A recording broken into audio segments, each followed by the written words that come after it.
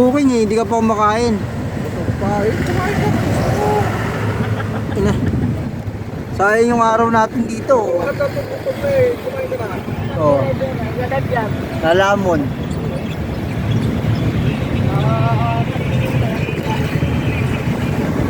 Kain po. Kain. Kain daw. Ayun.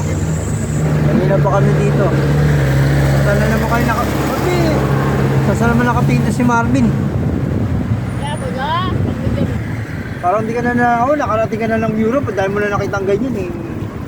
Parang ganyan din ba? Oo.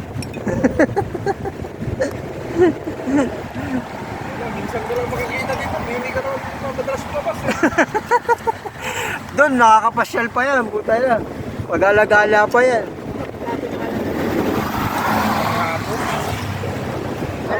Bakit umaga ako naglalakad-lakad kasi. Kita ko sa jogging ko, lakad lang. Kaya magabi na maglakad yung mga tao. Dalawang oras.